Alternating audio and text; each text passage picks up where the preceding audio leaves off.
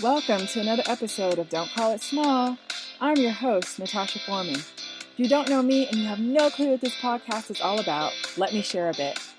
I'm the CEO of ForemanAssociates, LLC, where we provide consulting, business support, and professional development services. And Don't Call It Small is where we talk all things business, share tips and news that you can use, and highlight the people and ideas behind the products and services that we buy.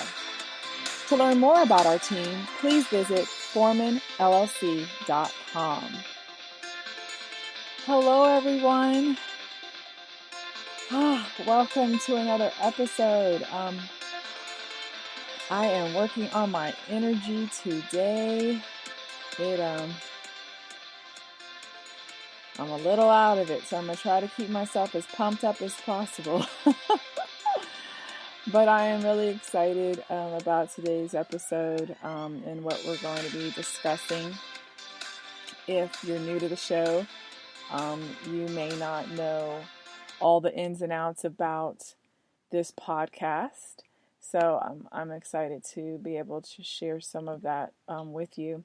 So last month, July 3rd to be exact, served as the 1-year anniversary of this podcast. And I want to dedicate this episode to reflecting over the past 13 months and the effort put into the process of delivering these episodes, highlighting the business news that we have covered and the changes that have resulted due to COVID-19. In an upcoming episode, I want to track what businesses have been doing in response to the urgent call to action from the Black Lives Matter movement. I also want to share all of the professionals and businesses that we've shouted out and interviewed, in our 1-year history, and then look into the future of Don't Call It Small as a podcast. So, are you ready to join me on a blast through the past into the present for a sneak peek into the future? Alrighty then, let's do this. Let's review some of the business news that we shared in 2019 and see how those businesses have adjusted or not in 2020. As with any idea you have, there are twists and turns, lessons learned, new realities you hadn't considered. And this podcast is still growing, developing, taking shape. And I wanted to take opportunities to share what I know, what I've learned, information that I've ran across, and people who specialize in areas that you may be of interest to, or that may be of interest to you, or, something that you do, and with all that, there's no cost to you.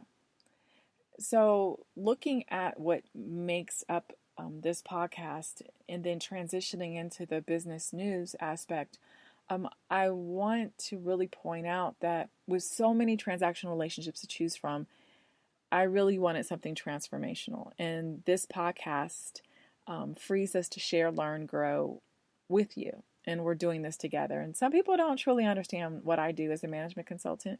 They don't understand how our company, Foreman Associates, helps new, growing, established, and evolving businesses. And this podcast allows us to share and to give you a sneak peek, some snippets, bites, so to speak, from the buffet. Your only investment is time. So what does it take? What do we put into creating each episode? Well, we poll our social media followers, past and present clients, and people who subscribe to our newsletter, and we ask questions to see what interests, challenges, confuses, things like whatever you're confused about, whatever inspires and frustrates them. And then we take those things and we outline them and map them out as potential episode topics or themes. And we look to see which professionals specialize in certain areas or industries so we can peek into their world and possibly tap into them and others as resources or find ways to be a resource to them. And at the same time, we know there are tons of professionals and businesses that would like to connect with potential customers, strategic partners, and allies. So this podcast serves as a relationship builder, so to speak, and it's been heartwarming to see and hear about several alliances that have been formed between people who've listened to an interview or heard us shout out a business, and it inspired or encouraged them to reach out and make that connection. Business deals are being formed, others are underway because of this relationship that we have with you. So developing these episodes is not easy. It takes quality time. There's research, fact-checking, outlining, and there's action time, right? And we don't just throw the gum on the wall and hope it sticks. And I don't just sit in front of the mic and just say whatever comes to the top of my head. If so, this would be more of a comedy podcast than anything.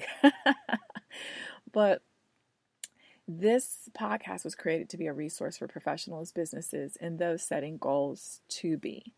And I want to be able to look back over the business news that we've shared and see what twists and turns have resulted, due to just the normal business operations, but also due to COVID-19. So in episode 2, gosh, I can't believe that was so long ago. That was July of 2019. Episode 2, I shared how Instagram was testing a new anti-bullying feature that allows users to shadow ban a bully from their account without the bully knowing about it. So the bully could keep yapping, but no one would see the comments. I don't know how this has been rolled out and how effective it's been. As my research shows, the ban lasts about 14 days, and as usual, people have been sharing blog posts and videos on how to avoid it. I also found plenty of posts that deny that Instagram practices this, as the term shadow ban is loosely used and taken from the Twittersphere. So I don't really know, it could be something that they're trying to play with. They're testing out because of course, the cry for this. But yeah, we're just going to put a pin in that and see what really evolves. Now, also in that episode, I shared about Apple's fall launch of Apple TV Plus and the rumors that were speculating of whether it would include a third-party content in an attempt to put pressure on Netflix and other competitors, right? Well, here's the latest. Apple TV Plus debuted in November 2019, and it did roll out availability to numerous consumer electronics devices, including those of Apple's competitors. And they had further plans to expand availability to more devices over time. However, for those of you that are operating off of Android and Windows platforms, there's no native app for you and no way to officially, or should I say legally, stream content to Chromecast and Android TV devices. So you have to settle for workarounds. Now, the thing is that, if you had Apple TV, and I've had plenty of Apple TVs, and then you're like, okay, the app upgrade to Apple TV Plus, anyway, there's always these things when we're dealing with, these tech giants, and the switch around. But if you have Chromecast or Android TV devices, you're going to have to find a workaround to access it. Now, the beginning of this year, 2020, Apple TV Plus wasn't doing so well as far as generating the revenue they had expected.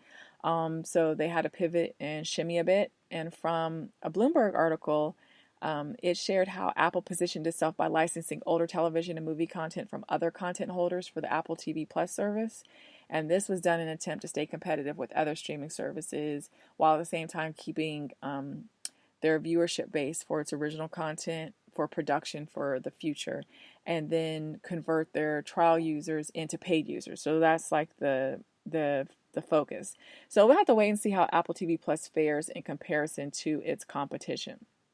Now, in episode 2, I also mentioned PepsiCo, and let me back up, because I know I kind of touched on the Apple TV. So I've had Apple TV, I've had the original ones, and then the black box, newer ones that came out in 2017 and so on and so forth. I will say that I have been more aligned with my Netflix, and it probably has a lot to do with the fact that I don't need a device in order to access it. You know what I mean? As far as I don't need to plug anything into a device to access it. I just log into my my Netflix anywhere. I also have Hulu. I pay for my Hulu. I just sometimes forget to use it. I forget, so I'm just paying Hulu. So I know Hulu's thank you. But that does not take away or diminish at any way, Apple TV and Apple TV Plus or any of their products. It's just, something that, just dealing with the fact that when you have a product, what you don't like is for something to be phased out, because they're trying to then get you to now, upgrade to the newer version, like my MacBook, it works fine, but because, we've got these newer ones that are out, we're going to have some little kinks in yours that's going to prevent you from being able to access, certain browsers and things of that nature, because we're going to force you to scrap this laptop, right, and go to our newer ones. So that's kind of like a pet peeve of mine. It'd be different if this was just a total piece of junk. Then I could say, okay, I could see it. But It's not. And I don't like when companies build into their product things to basically self-destruct. That's how I look at it, right? When it starts doing all those things and it's an intentional thing, and I have issues with it. And a lot of the big tech companies do that for the products that we have, so that we keep buying the newer devices, right? So now, back to episode 2. I also mentioned PepsiCo in that episode and shared them as a business lesson. And we talked about how the company really ramped up efforts and sales through their pH balanced Life Water premium water brand, which, by the way, I sipped on a bottle of yesterday when I met up for an outdoor social distancing vegetarian lunch with one of my gal pals. And I hadn't even thought about it until right now. Anywho, let's continue. So Life Water has announced that through their commitment to recycling, they plan to become the first U.S. premium water to be 100% recyclable and be made out of 100% RPT by the end of 2020. So we'll have to check back in January next year and see if they nailed that goal. I hope they do. In episode 3, I used the Big Baller brand as a business lesson to learn from. And if you recall, there was DRAMA, drama, through and through that company. And by April of last year, their website had been shut down with a message that said it was under construction. And it continued saying that for months. And in November 2019, the site's splash page directed visitors to click the BBB logo to go to a shopping page. Instead, you were redirected to the official homepage of Alan Foster. And if you know anything about the whole drama with Big Baller brand with Alan Foster, it's like a reality TV show. So anyway, the Big Baller brand promised a separate website in the near future. Well, fast forward, it's now 2020, and bigballerbrand.com still redirects you to Foster's site. However, if you do an online search for the company, you'll see that bigballerbrandinc.com is live with new product releases featured on their website. So they did create their own. I think it's a little confusing for most people because you have to remember to put in bigballerbrandinc.com. And most people would be more inclined to just put in bigballerbrand.com. So they're going to have to really do some redirects as far as finding ways to bring enough awareness to get people to know that. Now, they made an announcement February of this year, right? So they have new product releases on the website.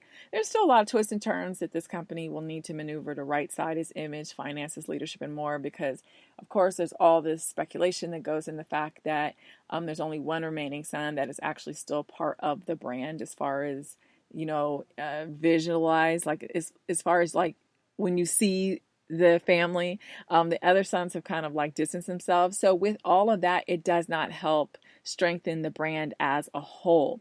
So that will be something that will have to definitely be, considered. But of course, I wish them well because we do learn more through adversity than we do from, rainbows, right? We learn more during a storm. Now, in episode 3, I also discussed Chipotle's, was it episode 3? I discussed Chipotle's rise? Or is that episode 2? I think it was episode 2. Whatever. I discussed Chipotle's steady rise and having a celebratory bounce back to success. And some of you may be wondering how they're faring in 2020. Some of you may not care, but I'm a Chipotle fan, so let me share you the latest. Shares in their stock have shot up 3.8%. That's toward a 6th straight record close in afternoon trading this Tuesday. And analysts believe that Chipotle will continue to soar throughout this pandemic and excel beyond their pre-COVID performance, which I know will be exciting for them. So, of course, that's exactly what investors wanted to hear. So those shares just went like, through the roof. Now, if you recall from episode 3, I shared the Chinese multinational telecommunications company Huawei and the struggles they were facing, especially in the U.S. And Americans were really ticked off at the allegations and assertions that the company was involved in some trickery that aided the Chinese government in spying more effectively and efficiently on the U.S. and other countries using our mobile devices and a whole bunch of other type of trickery. Well, since we were in a trade war with China, and we still are, right?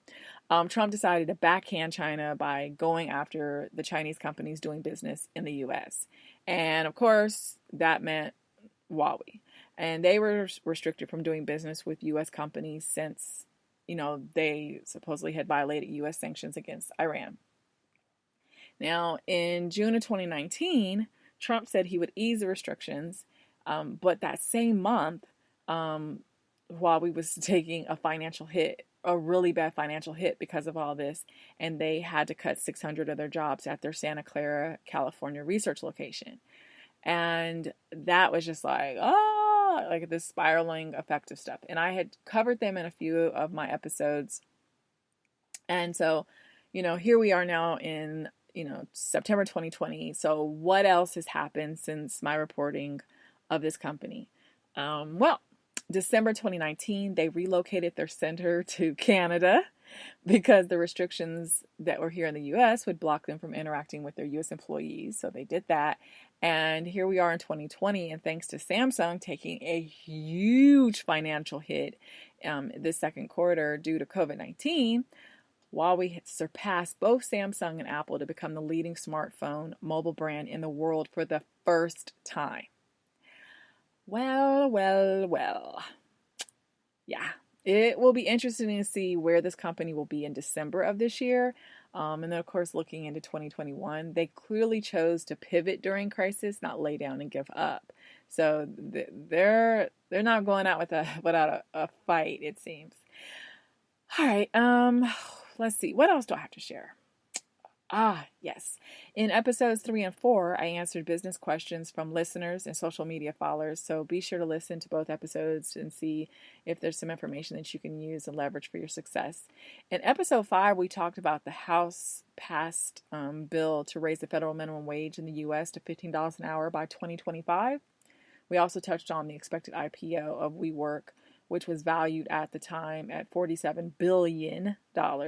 Well, that went bust and they pulled out and remained private, and that sent heads spinning all over. Was definitely a lesson for businesses to learn from. They call the whole IPO experience like this unicorn experience. So, we'll see. I think also tying in this pandemic, there's going to be a lot of, twists and turns for companies. We have the upcoming election, and we don't know how it's going to go. And if anybody keeps thinking they can predict what's going to happen, they're going to be accurate in September. I'm just going to remind you of what you did in 2016 and how you were blatantly wrong. So let's move on to episode 5, where we talked about the controversy surrounding FaceApp. Now, I don't have, never have, still don't have FaceApp. But if you have it, you should listen to episode 5, because that's what we talked about. And the controversy there was that they had become the most downloaded app in the U.S. at the time. That wasn't the controversy. The controversy was that the app was developed in Russia and had access to hundreds of millions of faces. And ironically, FaceApp is still being used. Oh, wow. While TikTok is being threatened by Trump because it was a Chinese developed app with the same potential intrusive motives, right? They both can ultimately be very intrusive and spy on citizens not only here in the U.S. but abroad, right? But the catch is that, yeah, they're a Chinese-based company. So on August 6th, Trump signed 2 executive orders banning U.S. transactions with TikTok and WeChat to its parent company, ByteDance.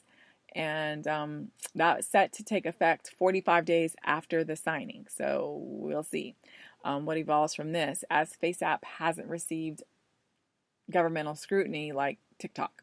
But maybe, just maybe, that's because FaceApp wasn't used by teens to derail a Trump political rally. As Arsenio Hall used to say, things that make you say, Let's see. Episode 6. Oh my goodness. Episode 6, we talked about Snapchat and how they were fighting back the bully called Facebook. Facebook has been coming after Snapchat. And Snapchat's been able to keep from being clobbered thanks to Gen Z. Yep, the youngsters. They are Snapchat's biggest user base, which Facebook still hasn't figured out how to capture. Facebook has a bunch of older folks, middle-aged folks. They just can't seem to get the youngsters. Well, December 2019, App Annie announced that Snapchat would be the 5th most downloaded mobile app of the decade. Yeah. The data includes figures from iOS downloads starting from 2010 and Android downloads starting from 2012. In January 2020, Snapchat acquired AI Factory, a computer vision startup, and they did so to give their video capabilities a boost. So we're going to see how Facebook pivots, because it loves to divide, conquer, buy out, whatever. Anything that they feel stands in the way of their world domination. Now, speaking of pivoting, in episode 6, we shared how Bed Bath & Beyond cut 7% of their corporate staff and eliminated their COO. Well, in May of 2019, their CEO stepped down and was replaced by interim CEO Mary Winston, who was appointed by the board. In episode 7, I shared how the company had announced the planned closure of roughly 40 stores in 2019. And of course, employees were scared out of their mind because they were losing their jobs. And, there were some questions as to whether they could get some kind of severance pay, because now if you're shutting down these stores, then, hey, don't you have some wiggle room? Like, isn't there some money that can be calculated and given to us, right? Well, in November 2019, Mark Tridon, the former chief merchandising officer at Target, as I like to call it, he became the CEO. And it was expected initially that the company would close up to 60 stores in 2020, but now with COVID-19 jacking up everyone's plans, Bed Bath & Beyond announced that over the next 2 years, they're going to actually be closing 21% of their stores, which is about 200 stores. Ouch. Yeah, we'll see how they restructure and realign. I love Bed Bath & Beyond, and so it will be interesting to see how they do this, if they're going to try to be primarily online. And I'm like, ooh. I don't know. We'll see. Now, I know that in episode 7, we talked about the other planned closures of stores and entire business entities, such as Payless Shoe Source. They were closing 2,500 stores. Mattress Firm's closing stores. Brookstone was clearing out of malls altogether. They just said, no malls for us. H.H. Gregg was closing up shop for good. Sears and Kmart were closing up hundreds of stores. Dress Barn, they were heading to the graveyard. They are closing all 600 plus of their stores. Then there were Charlotte Russe, Gymboree, Crazy 8, Family Dollar, GNC, Things Remembered, Foot Locker, Gap, and Pier 1 Imports. All of them were closing hundreds of stores each. That was all in 2019. So looking back, you can't help but to think that some of these corporations foresaw a pandemic coming to clobber them to death. Okay, let me stop. I can already hear someone running with that as a fact. The truth is, we're not hitting those stores like decades past, and we're doing a lot of online shopping, and it's just not cost effective to spend millions of dollars each year on real estate that isn't generating the revenue to cover that overhead. But imagine this. Imagine if they hadn't began closing stores in 2019 and instead waited to 2020. Yeah, that would just be like a tornado and a hurricane and an earthquake and a tsunami and just everything just colliding together all at one time. Yeah, it would really be, that'd be awful. Now, I will say that with the whole COVID experience, you had a lot of businesses that jumped in on that PPP money, right? And that small business money that wasn't supposed to go to them. So, it would be interesting to see if any of those companies that I mentioned, if they had put their hands in that bucket. Now, if you recall from episode 7, one of my childhood favorite restaurants and brands, Marie Callender's, I mentioned them and how the parent company for Marie Callender's and Perkins Restaurant and Bakeries had filed for Chapter 11 bankruptcy protection in August 2019 after closing 29 of their locations. Well, the chains were later split apart, with Perkins being bought by Huddle House. And I've been to Huddle House here in Georgia. they've got some things that I like. Okay, I've never been to Perkins Restaurant and Bakeries. I have no clue what they are. While Marie Callender's was sold to a company known as Marie Callender's Inc. for $1.7 million. Wow. Wow, wow, wow, wow, wow, wow. Now, that doesn't mean you can't still enjoy some Marie Callender's yumminess on site or in store. I mean, they've just restructured and right on time, I'd say. I love their, like, now that I'm vegetarian, I can't even have their chicken pot pies, but I used to love their chicken pot pies. I wonder if they make a vegetable pot pie. Let me check and see. And I love their pies. I love their food. It's just yumminess, right? And I did check and see they still have, stores open, in California, but just, not as many because they had closed down quite a few. So I hope that they can make the necessary moves to thrive going forward because if you can't tell, I love their food. I love their pies. Oh, I love their cherry pies and their Dutch apple pie. Oh, goodness. I think I need to head to the store and get myself one of their pies out of the freezer section. Now, I mentioned Toys R Us in episode 2, right? And in episode 2, I had mentioned that Toys R Us was no more. And that was and they basically were said to be in the retailer graveyard with, some other old greats like Circus City. Remember Circus City? But I had also speculated in 2018, so a year prior, on my blogs that when they were closing stores, that they were just doing a sneaky restructuring because, they had filed bankruptcy like a couple of years prior to that, blah, blah, blah. But people were like, no, they're liquidating everything. It's over.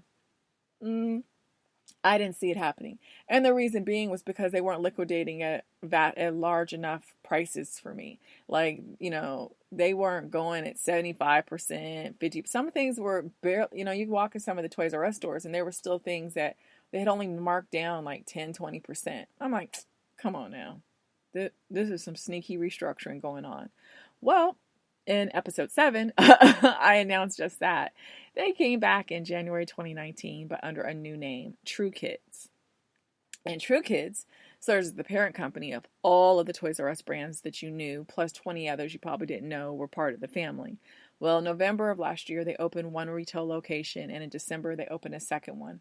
And what they're choosing is, as I shared in episode 7, a smaller footprint of around 10,000 square feet as opposed to their traditional 30,000 plus square feet. So we'll have to see how True Kids and the Toys R Us crew is faring. As of now, it appears that all is well, as they're focused, of course, mostly on online sales. I went to their website, it just, they've streamlined and they're just focusing on versus having mass. They're just, trying to keep things that are more manageable. So I would think that with most families being stuck at home, the online sales should be looking pretty good right now. So hopefully they are able to revive and really do some spectacular things. Now, in episode 9, I shared the story of General Electric whistleblower who claimed a Ponzi scheme was going on there.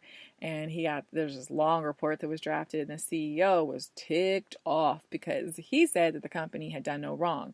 And it was expected that GE would take a hit on the stock market, and there were rumors that they may be forced to file bankruptcy if faced with a recession. Well, that was 2019, and now in 2020, I mean, have you noticed you haven't heard or read anything about this scandal? I looked. Everything is still just showing 2019. It's as though it never happened, but the internet just holds on to the archive. Now, the only news from GE, right, that you probably have heard about was that March 30th of this year, their factory workers protested to convert jet engine factories to make ventilators during the crisis for COVID. And then in June, they made an agreement, the company that is, not the workers. The company made an agreement to sell its lighting business to Savant Systems Incorporated, and they're an industry leader in the professional smart home space. Anyway, the details of that transaction, like the financials, weren't disclosed, so they kept that hush-hush. We also know that GE still hasn't rebounded from our last major financial crisis, so they just keep sinking, and it's really sad to see because just knowing the history of this company, you just really hope that they find that comeback. Where they currently stand is that their jet engine business has been hit really hard by this pandemic, and the more that the world turns to greener technologies, GE is going to be hit harder because they're pretty much still old school with their power station unit manufacturing and servicing ways to turn carbon to energy. So we'll have to keep our eyes on GE and see if they can keep their ship sailing beyond 2020. They say they can, and I hope they can. So let's hope together that they can. Now it was episode 9. In episode 10, I focus on all things tech. So check it out, if you get a chance. We talked about the moves that Walmart was making, drones, blockchain, 5G network, and more. If you didn't know, last year Walmart was challenging. They started their challenge. They picked another fight with Amazon in the international patent race for drone delivery technology. And with these two giants going at it, don't be surprised when regulators start really clearing their throats and jumping in like, wait 1 minute. Hold up now. Hold right on up. Well, Walmart, they just announced their Walmart Plus membership. I don't know if you heard about it, but it takes on Amazon Prime. It's $98, so it's a little cheaper, the membership fee. Amazon Prime is about $119 a year. So right now, Amazon Prime currently still has more perks than Walmart Plus. And there's an article from Ben Fox Rubin from CNET, and he just he kind of like analyzed all of that. So it's intense. I'm sure that Walmart never expected another business to compete with them at the level that Amazon is and plans to be. So it's forcing Walmart to explore territories that they probably hadn't considered, at least not this early on. I don't think so. I mean, not with all their super Walmart, mega Walmart, ginormous Walmart stores that they have spread everywhere. I don't know if these two companies still have their boxing gloves on or if they threw them off at some point. One thing I do know is that the competition is fierce, and I hope they don't forget the customers and employees in this pissing match. Excuse my language. Now, let's see. Moving on to episode 12. I shared the disaster called Fire Festival and the finger and toe crossing that I was doing in hopes that it did not get repackaged and rebirthed as Rapper Ja Rule had intended for 2020. I think I covered Fire Festival more than once last year. Well, thankfully to COVID-19, I hate to say it that way, any whimsical plans to lure partygoers to another ill-prepared disaster and an island that could not accommodate them was derailed. I can't say they won't give it a whirl in 2021.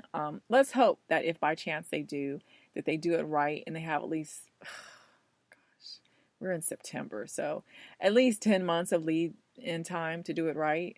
Matter of fact, I hope they just set the date for 2022. So that they can factor in this pandemic still hanging around, controlling the population. I just feel like any type of large festival like that, and factoring in all the air travel that would be required, not only within the U.S., but then abroad, that sounds like a recipe waiting to happen. A recipe for disaster waiting to happen. So hopefully if there's any plans for any music festivals of that scale, not just Firefest, just any of them at that scale, please just wait till 2022. Okay.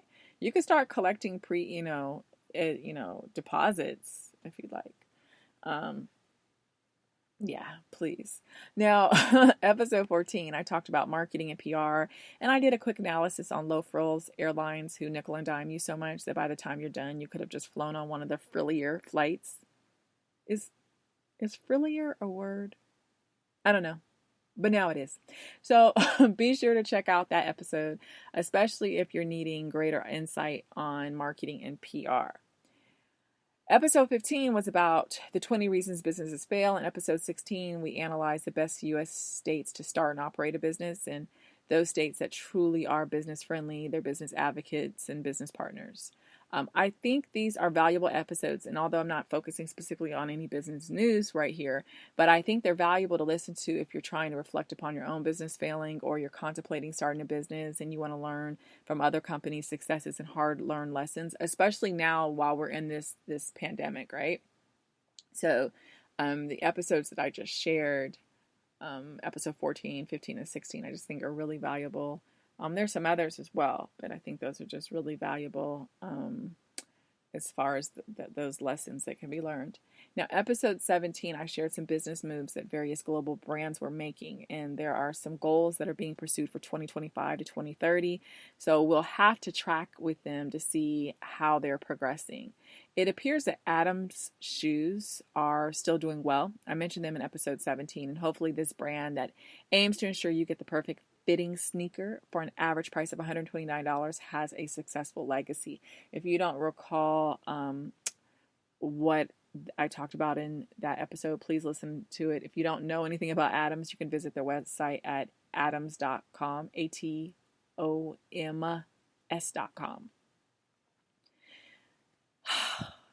It's a lot. I'm sure there's some business news that I left out, but I wasn't trying to drag this into an hour-long episode uncovering old business news to see how those companies have fared, from the fourth quarter 2019 and now these 3 quarters of 2020. But I just wanted to be able to extract some of them and really just, take that time to just show, because it's amazing how your company can be in one position at one point of the year and then be somewhere totally different, later in the year. And you can be soaring high one year and then scraping the bottom, right, the following year. You could be the giant called GE of years past, and then you could be the GE of present, where people are doubting that you're going to last another, 5 years or so. And so it really shows that we are impacted by internal and external forces, right? And these are all just interrelated relationships. Some are just toxic, some are healthy. We're impacted by crises inside of our companies and by those started externally. You can't take your eyes off of the road, right? So yeah, I'm giving you a driving analogy now. You can't drive and stare in the rearview mirror, right? You just can't do that like the whole time. You're just looking in the rearview mirror. Or you just can't focus on just one of the side mirrors. You have to keep your eyes rotating and looking around to ensure that you're not about to collide with something, run over something, or be hit by something. And, it reminds me of when I was doing driver's ed in high school. And, I remember our teacher said, that's when you had driver's ed, like, at school. And I remember he was talking about how we had to keep our head on swivel, basically, right? You're looking forward, you're looking up at the mirror, you look over to one side, you look to the other side, you look in the mirrors, you're trying to look for your blind spots, right? And that really is what it's like for business. And so you can't just be a passenger chilling in the back seat with your eyes closed and headphones on. You have to be an active participant, even if you aren't driving the car, right? You could delegate that someone else drives, but you still got to be actively involved. And you have to ensure that the vehicle is properly serviced and is running properly. That's what we have to do with our business. Like, if you have a business and you're not doing what it takes to make sure that it's going to be healthy, then it's going to break down, right? It's going to break down, and then you're going to try to, push it off on somebody and try to see if they'll buy that lemon. And so many of us start a company and think that all it takes is just a little effort. Word of mouth will make us millionaires or even billionaires. And the truth is, you better put in the work to get the results you want. There are no lazy, successful business owners. I mean, it doesn't even sound right, does it? And, there is days where, I won't lie, I'm always really transparent with you guys, that I sit back and I'm like, oh man, this is just crap. It's so much easier if I can just go and just work full time for someone else. And, I'm doing my work, as a business owner at the same time as I am teaching for 2 different colleges. And so I work, part-time, I do that. And it's a lot to juggle. At the same token, I know I had kind of give you guys a little teaser last week that, I am writing books. Yeah, plural. And the first, chunk of these books they're all inspired by my Breaking Bread with Natasha blog, right? Which are all spiritual books. And so I'm having to crank these all out, and they're part of a multi-volume series. And so that means a lot of late nights and staying up, and the sun is rising, and I'm still up, and I'm saying, no, I can't believe this is happening. And but that same energy and that same effort has to also go into my business, right? And in the ways I restructure my business, and how I pivot, and how I consider the marketplace, and how I consider the supply and demand relationship with clients, and how I consider the fact that some people have more month than money. And so although they want my services, they can't afford my services. And does that mean that I then lowball myself to the point of my own extinction? It's no, right? So with that, and taking all that in consideration, I hope that all of the companies that we refocused our attention on today can find ways to thrive and ensure that their employees also thrive. And too many of us are struggling financially because our companies didn't plan for crisis, and we didn't plan for crisis, right? And if you're employed by someone, those companies didn't plan for crisis. And even people who had 6 months of emergency money saved are looking wild-eyed now, right? Because that's what, with the mantra, that's the thing that has been said, that's the thing that's been embedded for over 20 years. You need 6 months of emergency money. Well, all right.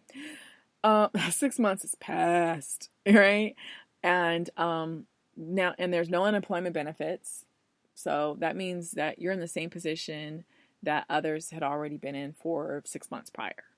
And we have to really learn from this experience and the lessons that are being taught so we can do better next time. Because, my friends, crises are not one-offs.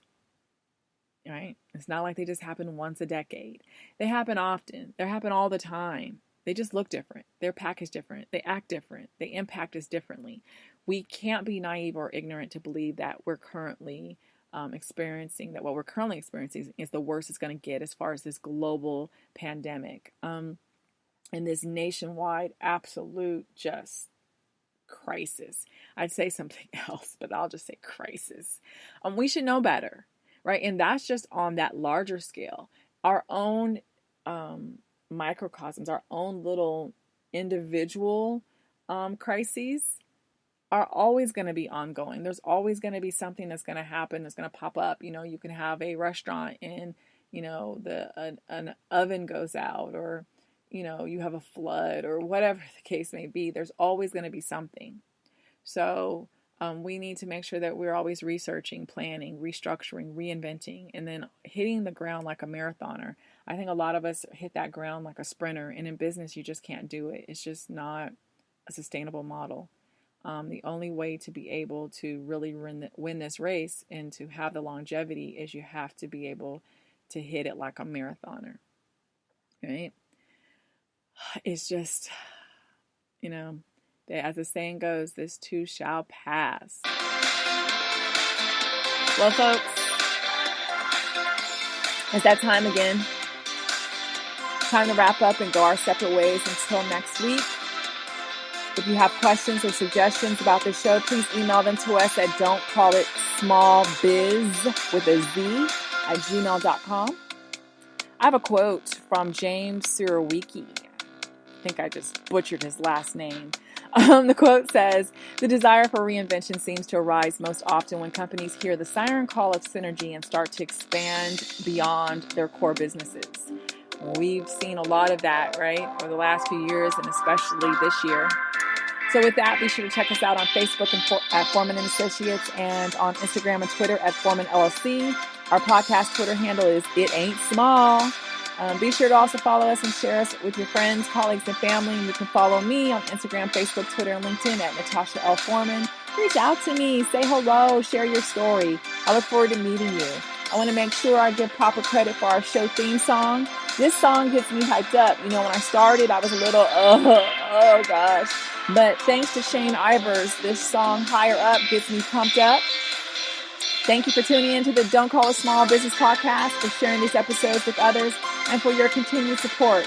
And don't forget what I tell you on each and every episode. Don't call what you're planning, thinking, dreaming, or doing, little or small. Go big, go bold, or go nowhere. I'll see you here very soon for another episode. Have a super awesome day and week.